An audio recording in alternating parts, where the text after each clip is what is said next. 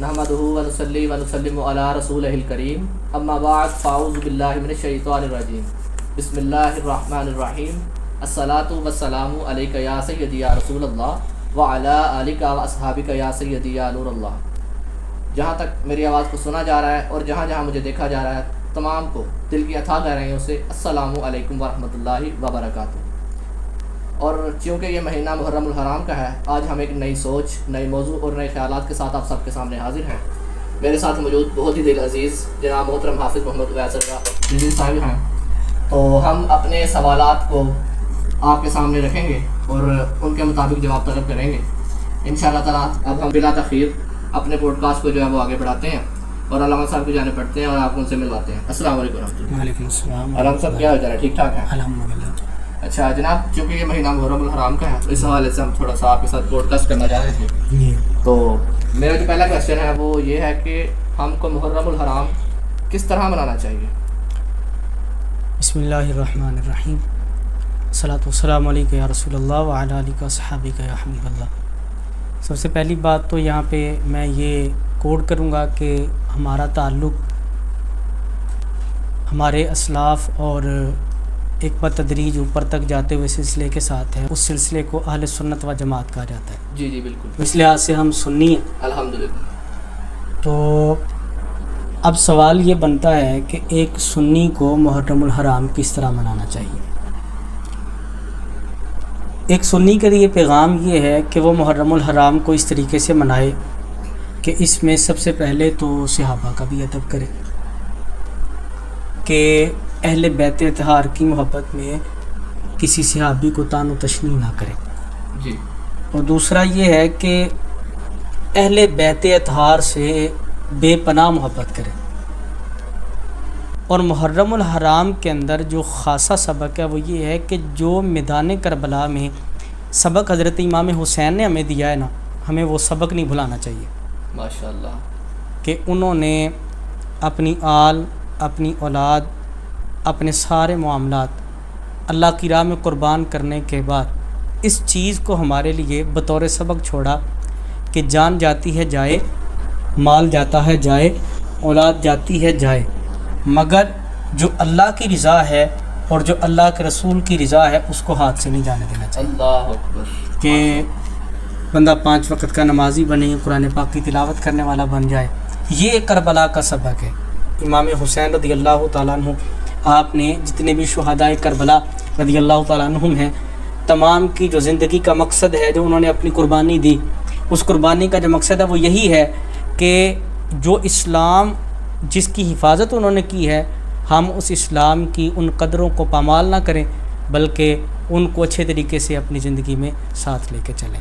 تو یہ ایک سنی کو محرم الحرام حضرت امام علی مقام کے حکم کے مطابق، جی آپ کی شہادت کے پیغام کے مطابق منانا چاہیے۔ ماشاءاللہ، سبحان اللہ۔ جی، اچھا علامہ صاحب، کویشچن میرا آپ سے یہ ہے کہ یزید کے بارے میں اہل سنت کا کیا موقف ہے؟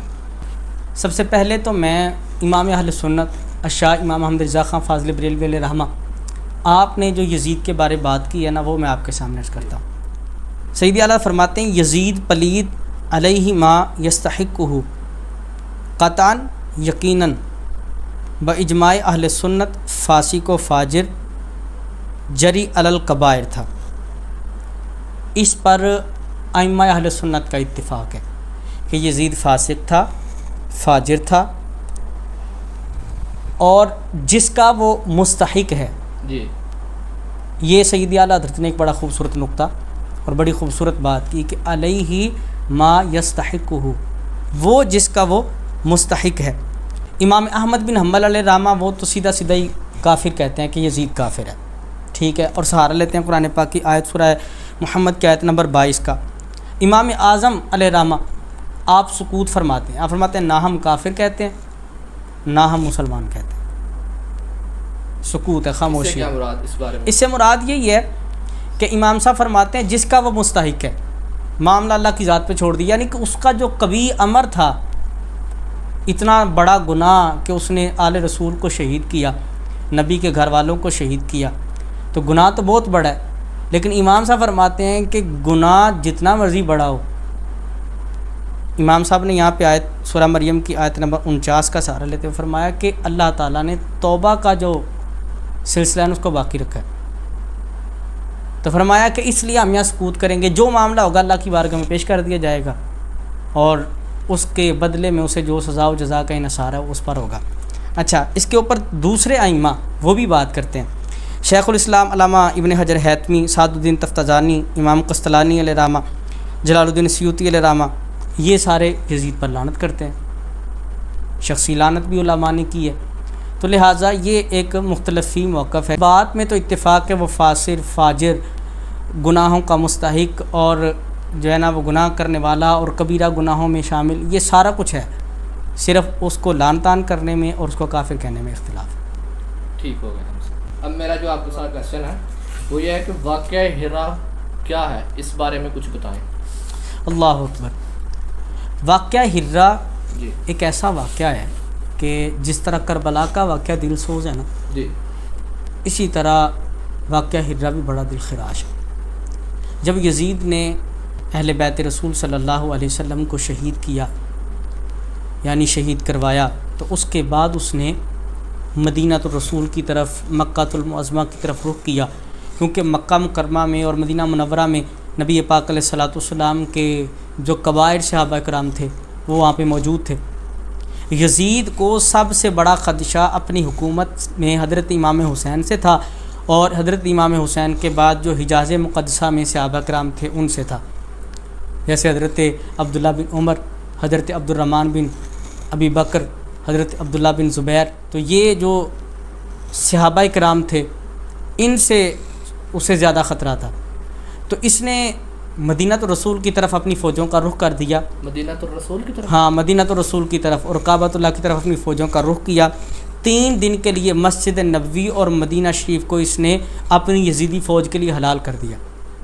شیخ عبدالحق محدث دہلوی علیہ رحمہ نے فرمایا کہ مہاجرین اور انصار 1700 علماء اور تابعین کو اس نے وہاں پہ شہید کیا. استغفر اللہ. اور عوام الناس عام جو لوگ تھے 10,000 بندہ اس نے مروایا، اس کی فوج نے وہاں پہ مارا مدینہ الرسول اور مکہ المعظمہ میں. 700 حفاظ کرام جو ہے وہ شہید ہوئے، اور قریش یعنی جو نبی پاک علیہ الصلوۃ والسلام کے خاندان سے تعلق رکھنے والے 97 بندے اس نے شہید کروائے. ٹوٹل 2497 شہید کروائے اس بندے نے، اس نے یزید نے، جو وہاں پہ واقعہ ہرا میں. اور 3 دن مسجد نبوی میں گھوڑے باندھے رکھے، اور مسجد نبوی میں 3 دن اذان اور جماعت سے لوگ رکے رہے، وہاں پر نہ ہوئی. تو یہ مکہ المعظمہ اور مدینہ المنورہ کی جو بے حرمتی یزید کی طرف سے کی گئی، اس واقعے کو واقعہ ہرا کہتے ہیں. ٹھیک ہو گیا علامہ صاحب. اچھا علامہ صاحب، میرا کویشچن آپ سے یہ ہے کہ واقعہ کربلا میں صحابہ کا کیا کردار تھا؟ اچھا، یہاں پہ ایک بات میں آپ کو عرض کرتا ہوں، بڑا ایک خوبصورت نقطہ یہ مطلب نوٹ کر لیجئے گا جی کہ نبی پاک علیہ الصلوۃ والسلام کے صحابہ نے حضور کی آل کو کبھی چھوڑا ہی نہیں. نبی پاک کے صحابہ نے سرکار کی آل کو کبھی چھوڑا ہی نہیں. واہ واہ. اب آگے بات یہ آتی، کیا میدان کربلا میں صحابہ موجود تھے؟ جی. اگر تھے تو ان کا کردار کیا تھا؟ میرے پاس جو تعداد پہنچی ہے تقریباً 29 کے قریب صحابہ کرام حضرت امام حسین رضی اللہ تعالیٰ عنہ کی اس فوج میں شامل تھے جس نے میدان کربلا میں یزیدیوں کے ساتھ جہاد کیا. سبحان اللہ، یہ چیز ہمیں بتائی نہیں گئی آج تک. جس میں نبی پاک علیہ الصلوۃ والسلام کے ایسے ایسے صحابہ ہیں کہ ان کا نام حضرت انس بن حارث، سبحان اللہ، حبیب بن مظاہر اسدی، عون بن جعفر طیار، حضرت مسلم بن اوسجہ، یہ وہ صحابہ ہیں کہ جنہوں نے حضرت امام حسین کا ساتھ دیا. حضرت مسلم بن اوسجہ کے بارے میں کتابوں میں آیا ہے کہ حضرت امام حسین رضی اللہ تعالیٰ عنہ نے جب میدان کربلا میں جانے سے پہلے آپ رات کے وقت آپ نے دیا بجھا دیا، اور آپ نے فرمایا جو جانا چاہتا ہے اٹھ کے چلا جائے. پھر آپ نے دیا جلایا. لوگ اس بات کو بیان تو کرتے ہیں، حضرت مسلم بن اوسجہ کا نام بھی لیں گے، لیکن یہ بھی تو بتائیں یہ کون تھے؟ یہ سرکار کے صحابی تھے. واہ. جب سرکار علیہ الصلوۃ والسلام کے پیارے نواسے حضرت امام حسین نے دیا بجھا دیا، فرمایا جو جانا چاہتا ہے چلا جائے. پھر دوبارہ دیا جلایا گیا تو امام نے فرمایا گئے نہیں آپ. تو حضرت مسلم بن اوسجہ وہ صحابی ہیں کہ انہوں نے یہ بات حضرت امام حسین سے کی تھی کہ حضور جہاں آپ کا حکم ہوگا وہاں ہم اپنی جانوں کا نذرانہ پیش کرنے کے لیے تیار ہیں، ہم آپ کو چھوڑ کے نہیں جا سکتے. یہ حضور کے صحابہ ہیں. حضرت حبیب بن مظاہر اسدی رضی اللہ تعالیٰ عنہ، آپ نے حضرت امام حسین رضی اللہ تعالیٰ عنہ کا کربلا کے اندر ساتھ دیا، یہ بھی حضور کے صحابی ہیں. 65 کتابوں میں آتا ہے 65 بندے میدان کربلا میں حضرت حبیب بن مظاہر اسدی رضی اللہ تعالیٰ عنہ جب نکلے، آپ نے اپنی تلوار سے 65 یزیدیوں کو واصل جہنم کیا. یہ نبی پاک علیہ السلام کے صحابی ہیں. تو صحابہ تھے جو وہاں موجود تھے، انہوں نے ساتھ دیا، کیوں نہیں دیا؟ لیکن بات یہ ہے کہ ہمیں صرف گمراہی میں رکھا گیا کہ صحابہ نہیں تھے، تو لہٰذا یہ بات غلط ہے. نبی پاک کے صحابہ نے کبھی بھی سرکار کی آل کو اکیلے نہیں چھوڑا. علامہ صاحب میرا جو کوشچن ہے وہ یہ ہے کہ اہل بیت میں کون کون شامل ہیں؟ اہل سنت و جماعت کا موقف، یہ جو قرآن پاک کی آیت میں نے پہلے آپ کو عرض کی ہے نا، انما یرید اللہ لیذھب عنکم الرجس اہل البیت، اس کی تفسیر کے اندر علماء نے کلام کرتے ہوئے فرمایا ہے کہ اہل بیت سے مراد نبی پاک علیہ السلام کی صاحبزادی حضرت سیدہ فاطمہ الزہرا رضی اللہ تعالیٰ عنہا بھی ہیں. اہل بیت سے مراد نبی پاک علیہ السلام کی دوسری صاحبزادیاں بھی ہیں. اہل بیت سے مراد نبی پاک علیہ السلام کے وہ قریش کے لوگ، بنو ہاشم کے وہ لوگ جن پر صدقہ حرام تھا، وہ بھی اہل بیت میں شامل ہیں. اور نبی رحمت صلی اللہ علیہ وسلم کے قرابت دار سرکار علیہ السلام کی ازواج مطہرات بھی اہل بیت کے اندر شامل ہیں. سبحان اللہ. یہ مختلف میں نے تفسیروں سے آپ کے سامنے بات پیش کی ہے. اور بالخصوص پھر 5 کا ذکر تو 5 کا ہی ہے کہ جن کے بارے میں حضور صلی اللہ علیہ وسلم نے فرمایا اللہم ہؤلاء اہل بیتی، یا اللہ یہ میری اہل بیت ہیں. حضور نے اپنی چادر انور کے نیچے لیا. پنجتن پاک وہ بھی اہل بیت میں شامل اور داخل ہیں.